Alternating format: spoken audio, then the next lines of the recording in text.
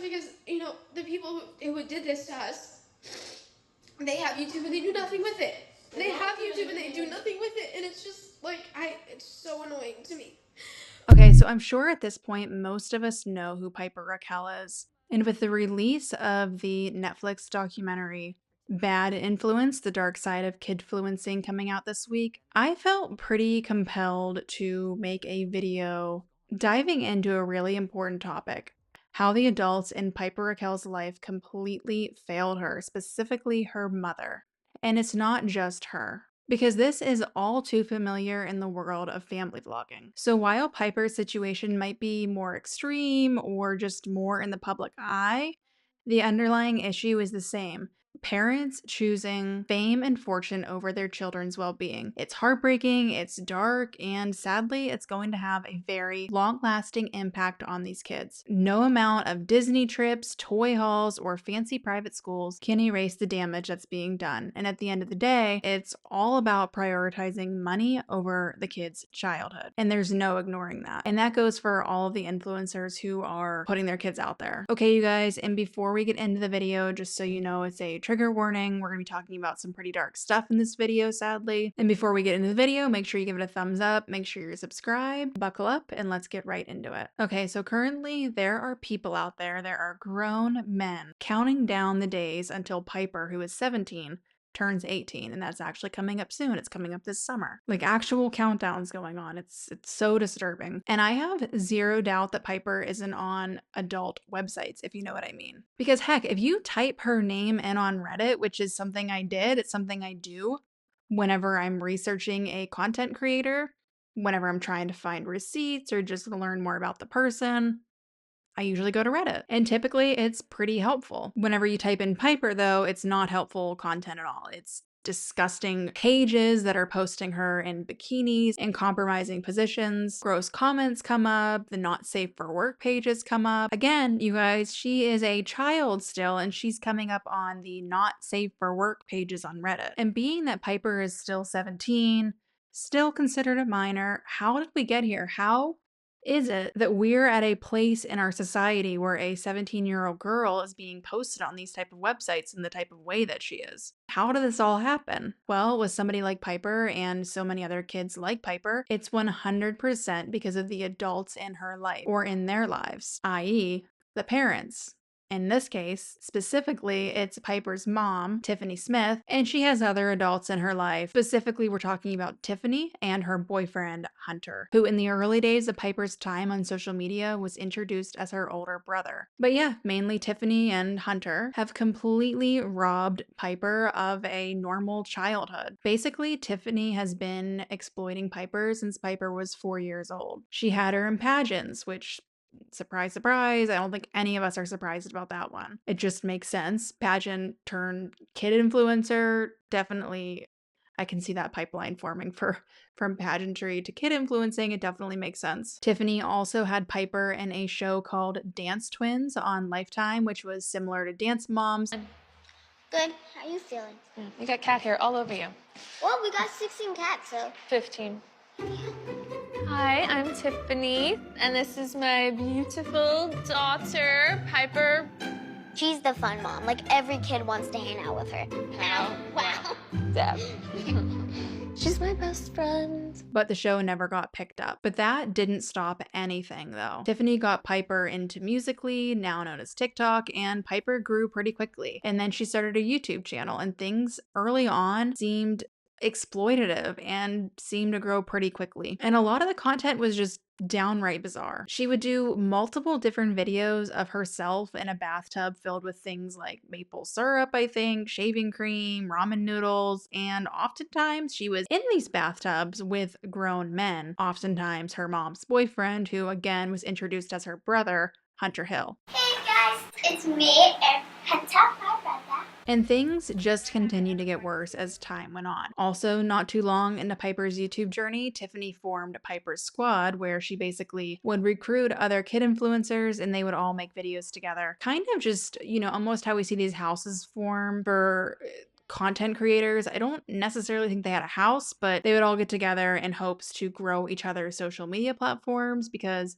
Being on a channel like Piper's was a pretty big deal if you were trying to break into the kid influencing space. The videos during this time were scripted. Not that the target audience knew that it was scripted, but they were scripted videos. Usually they had something to do with the love triangle, and usually things were very inappropriate. The thumbnails are inappropriate, the content, because you have to remember these were young kids at the time. 10, 11, 12, 13, 14. Really young for the type of content that was being produced. Of course, all by Tiffany. And I believe Hunter was behind the camera work. I'm trying not to laugh here, okay? Keep going, come on. And We're now, gonna show you game mode, that's all you have to fucking say. alright, now we're gonna show you. So as the squad began growing in popularity, a creator by the name of Regan Beast filed a police report against Tiffany, alleging that she SA'd him in the summer of 2017. And here's the thing, there is proof. And before we get into this proof, keep in mind Regan was a minor, and Tiffany was 36 at the time.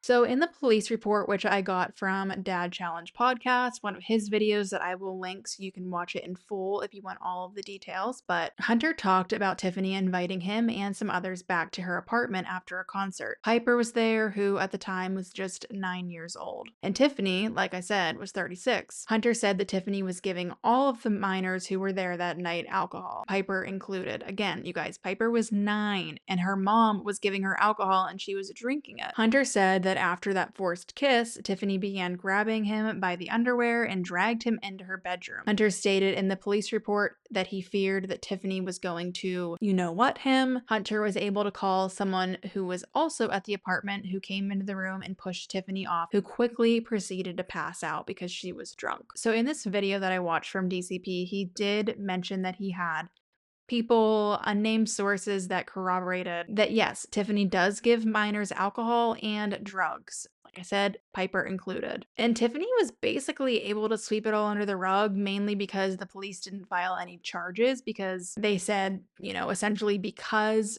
sex didn't actually happen, that they couldn't do much about it, which is mind-blowing and horrible that we have all the evidence right there on film, and it still isn't enough for her to get something done to her. But she had the money, she swept it under the rug, and it didn't come out for about a year or so because that report was filed in 2020 and the coverage of it started coming out in 2021. But even with everything coming out, nothing really happened. Piper's squad was still intact. Piper was making millions and millions of dollars each month, which again only lined Tiffany's pocket. But that all stopped in January of 2022, when 11 former members of Piper's squad came forward with a lawsuit against Tiffany. These squad members were alleging things such as emotional, verbal, physical, and even abuse that was sexual in nature. All these happy kids when, like, behind the scenes, that's not how we all were. We're stressed out crying and being in these videos because you're yelling at us, and it's not fair. And I'm just going to read you some of the main points taken from this lawsuit filing, word for word. So it says that Tiffany inappropriately touched one of the members on numerous occasions, including rubbing her exposed thighs, moving her hand towards her vagina, constantly spanking and or slapping her butt, sticking her fingers or poking her anus over her clothes when she walked by. She would make comments about how big one of the girls' breasts looked and then attempted to squeeze them. And on one occasion, she took a wooden spoon and smacked it all over the girl's body. With this same girl, Tiffany tried to spit in her mouth, on her face, whenever she was on top of her, waking her up in the morning. Tiffany would say just absolutely vile things, boasting about being the madame of YouTube and the pimp of YouTube, and that she made Kitty, you know what? Can't say it on here, kitty corn, if you will. She had this alter ego called Lenny the Dead Cat, and she would chase the kids around her house shouting obscene and sexually graphic phrases such as I'm going to F you up, the you know what, I'm going to touch you in your sleep, yeah, mama, little boy, little girl, let's make out, let's kiss. In this, it also talks about how Tiffany would mail out several of Piper's soiled training bras and panties to an unknown individual. She said that the old men like to smell this stuff. And then after these kids would leave the squad, basically Tiffany would sabotage their channels, having them lose millions and millions of dollars. But here's the even more strange thing with all of this coming out, all of it coming forward. Yes, Piper's squad seemed to be dismantled, but her channel continued. She still continued making videos, collabing with other kid influencers. And you might be thinking, okay, well, so what? That's Piper. Piper didn't do any of this. And true, Piper didn't do any of this. But Tiffany did, and Tiffany is the one that is managing Piper's channel. She's the one creating the content, writing the scripts. Her boyfriend was the one filming, doing all of the things. So yes, it's Piper in the video, but it's Tiffany basically being the puppeteer of everything. So this past October, Tiffany ended up settling for $1.84 million, which was divvied out to all of the squad members that filed the lawsuit in the first place. And this past December, a clip got leaked. I'm not sure where it originated, but in it, Piper is basically really upset with these former squad members, and she's kind of putting the blame on them. I'm gonna show you the clip. And it also sucks because, the people who did this to us, they have YouTube and they do nothing with it. They have YouTube and they do nothing with it, and it's just like, it's so annoying to me.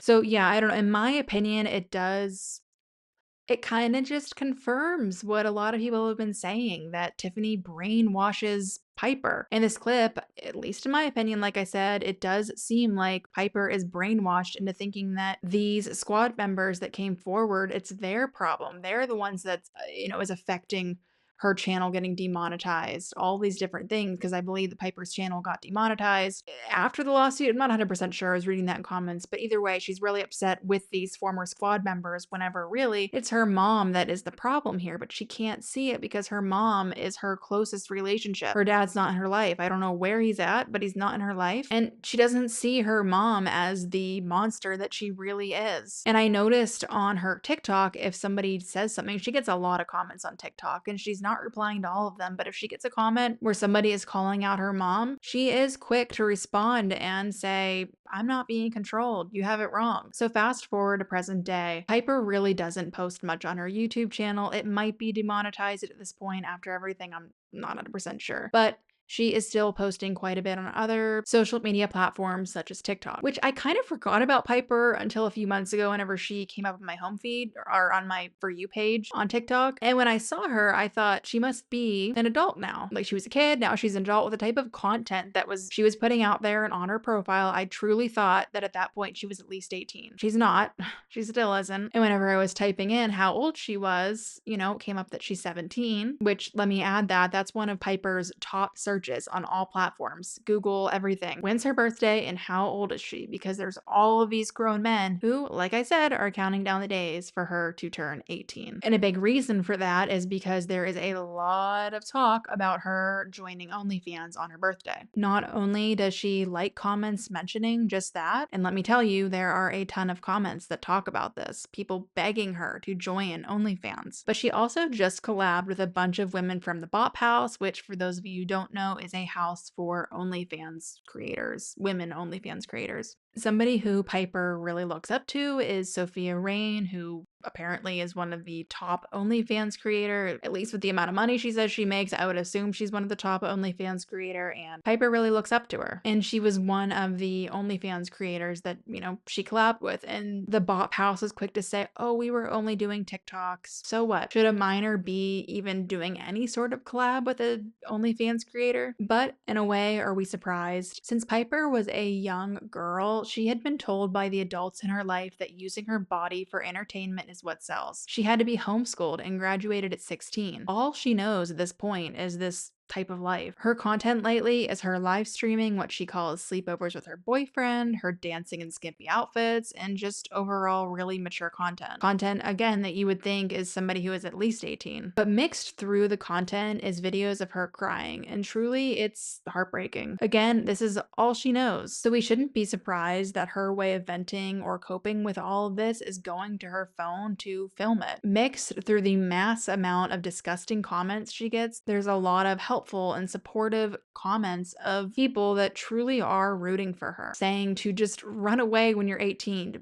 be done with this life. Get as far away from your mother as possible. And I hope that she does. I truly hope that she does, but my hopes aren't very high. Look at somebody like Bad Baby. I think her actual name is Danielle. There were also a ton of just complete deranged sickos counting down the days until she turned 18. And when she turned 18, by the end of her 18th birthday, she was $4 million richer because she started an OnlyFans that day. And by the end of the first month of her time on OnlyFans, she was $18 million richer. Again, Piper doesn't know any better. She doesn't know any other life thanks to Tiffany. And being that she seems to be brainwashed by her mother, I wouldn't be surprised if Tiffany continued being her momager. If she was the one behind the scenes still, collecting her percentage, creating the deals, finding people for her daughter to collab with on OnlyFans. I can totally see it. Again, do I hope this all happens? Will I say, oh, I told you this is what's going to happen? No. Absolutely not. I would love to be wrong on this one. I would love for Piper to just get away from this all, write a tell-all, expose her mom even more. I would love that. But I just don't foresee it happening. I feel like if we were to predict the future on this one, it'd be a pretty easy one. Let's hope I'm wrong though. Hopefully it's not too late for Piper. But let's say it is. Let's say it's too late for her. But here's the thing. Piper is just one of many children on social media being manipulated and exploited by a parent. She is just one of many who have had their childhood robbed, their education cut short, and their true autonomy stolen. Look at what Jonathan Jolie is doing with his children, the thumbnails he's creating, how disgusting they are. Look at Bonnie Holeen, who is continuing to vlog her children even after what went on with Ruby Frankie. Look at what the royalty family has done and how Pierre is fighting for his son Ferran. But the royalty family has so much money because they're exploiting Ferran that unfortunately there's not a lot of hope for Pierre. And those are just some of the thousands and thousands of examples that I could give you guys. Whether that's these parents exploiting their children through ads like diaper ads, injury videos, sickness videos, going to the dentist videos. There's so much. There is so much. And even if the parents aren't doing the disgusting things that Tiffany has done, they're still exploiting their children. It's just in a different way. I'm not exactly sure what can be done at this point, especially whenever it comes to Piper. Her childhood is gone. She's never going to get it back. Same with so many of the other kids. But I do think that talking about this stuff and sharing this message is important. Truly, it's because creators on YouTube, bigger creators than me, smaller creators, all different types of creators, have talked about the exploitation of children online. This Netflix documentary is being made. And the really cool thing about this is that this documentary is going to reach an entirely new audience. Hopefully it reaches some of the people who like to comment, so what? These kids are healthy and they get to go on the trips and they're fed and well dressed. Hopefully it can give those people some insight on why being well dressed and going on the Disney trips and all the things, it doesn't make it okay. It does not make it okay what's going on, that thousands of children's childhoods are being stolen right out from under them. I want to be clear that there is never, ever a good reason for posting your children online for money or fame. There is no such thing as a moral or ethical family vlogger. I don't come today as the daughter of a felon, nor as a victim of an abnormally abusive mother. I come today as a victim of family vlogging. Children from before they are born to the day they turn 18 have become the stars of family businesses on YouTube, Instagram, and other social media platforms. At first, family vlogging is an alluring business that can bring high revenue. For my family, it became the primary source of income, as is often the case with most full-time family vloggers. Many child influencers are paid for their work, as I was, and this money has helped me in my adult life. However, this payment was usually a bribe. For example, we'd be rewarded $100 or a shopping trip if we filmed a particularly embarrassing moment or an exciting event in our lives. Or other times, simply going on vacation was expected to be payment enough, because most kids don't get to go on regular and expensive trips. Never mind the fact that the child's labor is actually what paid for the vacation or trip. There is no law in place to guarantee that child influencers get any money from their work. And how do we determine how much a child should make from appearing in family content?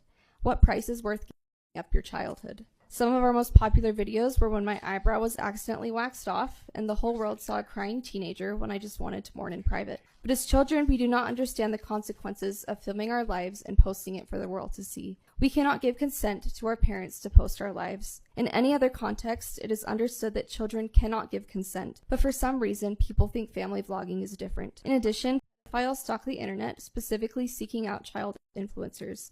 I promise you that the parents are aware of these predators and choose to post their children anyway. As child influencers in Utah continue to grow up, I foresee there will be legal crises, with these children realizing that vlogging has brought severe emotional distress, or these kids may realize they don't have an appropriate amount of money to show for their labor. But even despite a good paycheck, I want to be absolutely clear that there is no amount of money that can justify selling your soul as a child to the world. If I could go back and do it all again, I'd rather have an empty bank account now and not have my childhood plastered all over the internet. I don't want people to look at me and blame my unique circumstances with a mother in prison to the Frankie criminal case. Family vlogging ruined my innocence long before Ruby committed a crime. I promise you that my experiences are not unique and are happening to child influencers all over Utah and the country.